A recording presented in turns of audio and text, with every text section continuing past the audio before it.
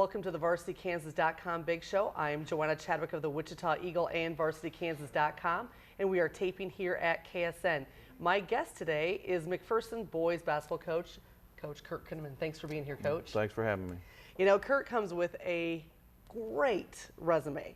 390-85 in your career, 18 years at McPherson. You guys are 8-0 right now, heading into your 50th McPherson Invitational Tournament. Tell me about coming to McPherson. Did you intend to stay this long? Well, when I came to McPherson, I really did intend to live in McPherson. I don't know that I planned on being the head basketball coach for as long as it's worked out to be, but when I came, I wanted to teach 6th grade was the main thing, and I was able to do that, and Mike Henson let me coach the freshmen for 5 years at McPherson, and I saw how important basketball was to McPherson. And that was a big selling point for me. Then a couple years I went to Canton Galva as the head coach, and when Mike took a sabbatical, I was lucky enough to get the job at McPherson. And you know, I've always said that as long as I get the chills when I come down the tunnel at the Roundhouse, I want to continue to do this job. And I think, you know, it's probably the best basketball job in the state, and I feel very fortunate to have it. Well, and let's talk about, why is it the best basketball job? Is it the history? Is it the community? Is it the success? The players? Well, I think you can throw all 4 of those in there. It's very important. You know, the history going all the way back to the 36 Globe Refiners winning the first Olympic gold medal, and the majority of that team coming from McPherson. And McPherson prides itself on good basketball and very knowledgeable fans. And as far as a fan base, I think we probably have as good as anybody in the state. Obviously, we've had some fantastic players, and you know, everybody knows that the coaches get better when you have good players. So I've been very fortunate, and down through the years, we've had a number of fantastic players. Well, let's talk about just the community as a whole with McPherson. I know I love covering tournaments there, whether it's boys or girls. My family loves going there. My parents bring the boys there, every other year to the tournament and sit there for 3 days watching every game. What is it that makes it so special? Well, number one, they appreciate good basketball, I think, and the teams that we have come in for our tournament are always top-notch teams, and people know they're going to see good basketball, and there'll be people attending the tournament this year that I'm sure are sitting in the same place that they've sat for the last 50 years, and that shows a true appreciation for basketball.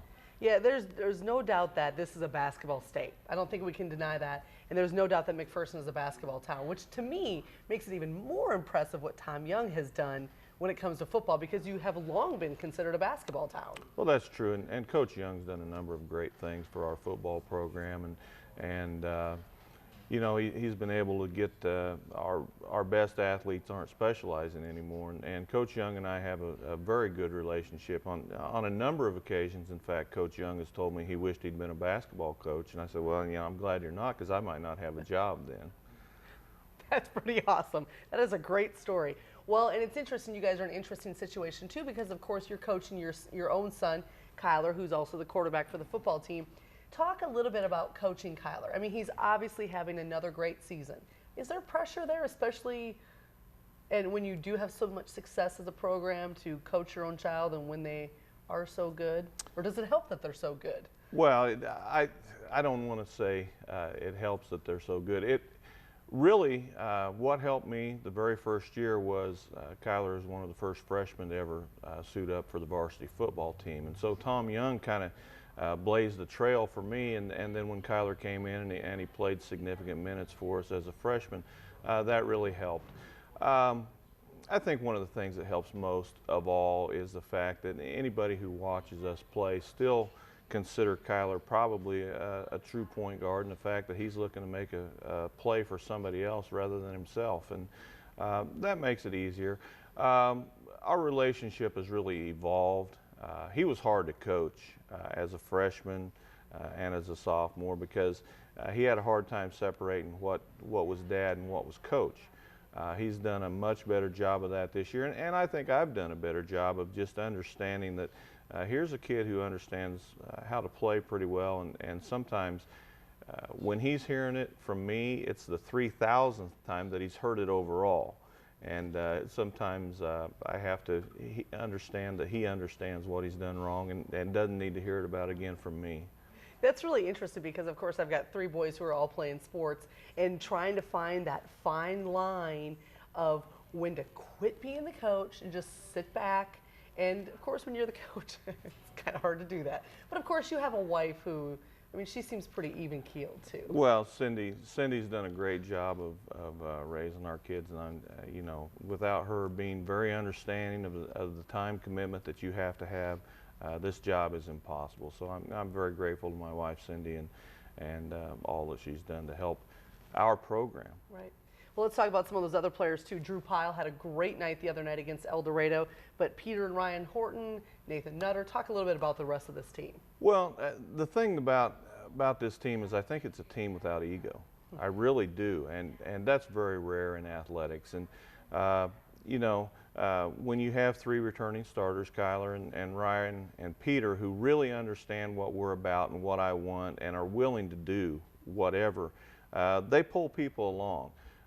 Drew has really developed. We always knew that Drew was going to be a good shooter, and we wanted him to defend better. And he's bought into that and did a good job the other night, had a lot of deflections and steals. Nathan is a nice, strong kid. I always knew that Nate was going to be a player for us because he's a nice, wide body, very active. Nate couldn't get past the fact that Coach sometimes yelled at him.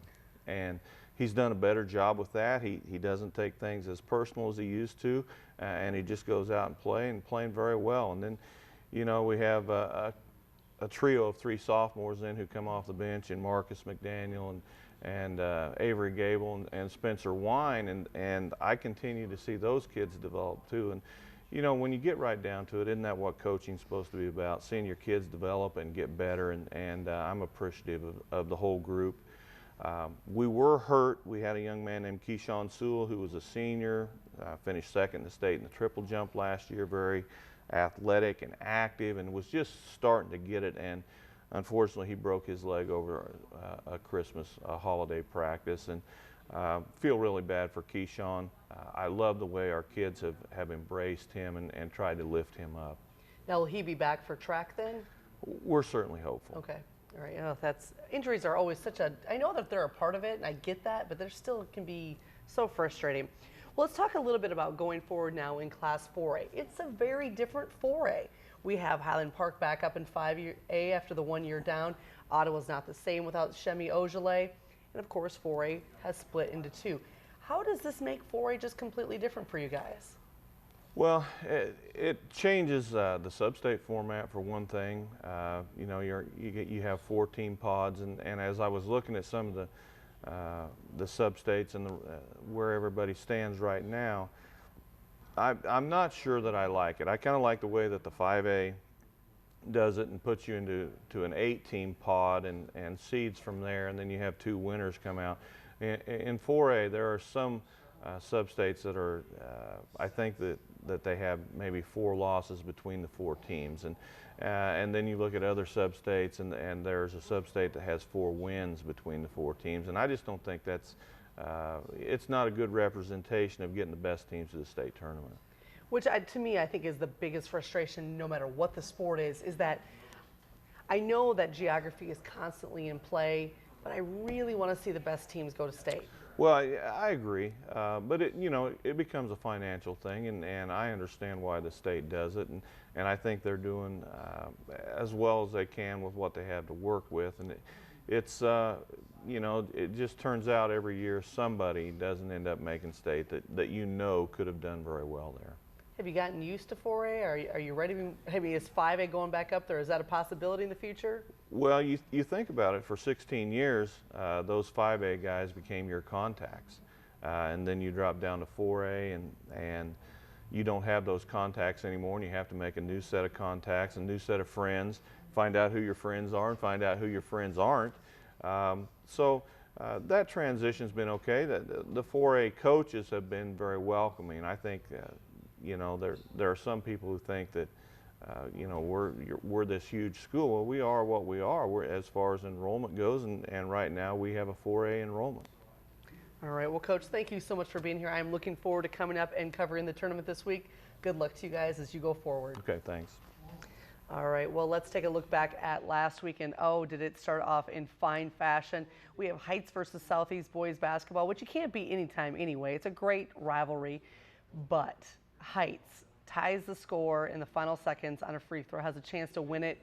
Samaje Hervey misses it, but Ely Bell gets the rebound and throws up the shot. I'm sure you've seen it by now. If you haven't, go to VarsityKansas.com and check it out. It is an amazing play, and of course, it made top plays the #1 play on SportsCenter. Pretty amazing game there, and what a week to go viral, I tell you. You know, in Heights, it didn't end there for them. Coach Joe Auer faced his son Nick Auer. Heights played Capon on Friday night, and I know that that was emotional there. Heights did get the win. East High played Southeast. Again, I called it like a three-headed monster of a rivalry because it's, you know, it's not just two schools. Capon Carroll's a great rivalry. Andover Central, great rivalry.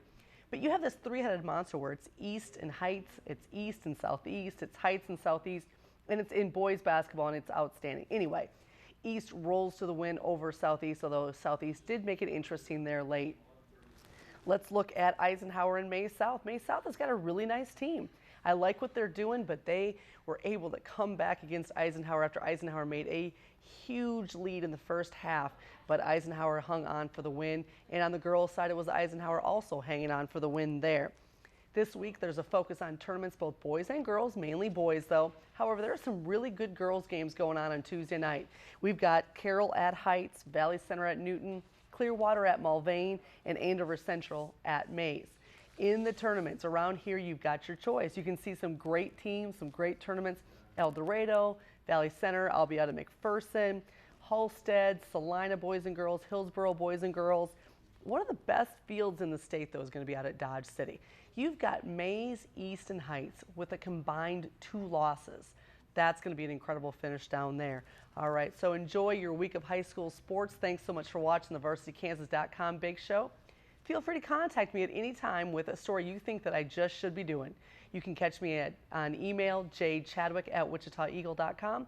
You can also catch me on Twitter @JoannaChadwick. Thanks so much for watching.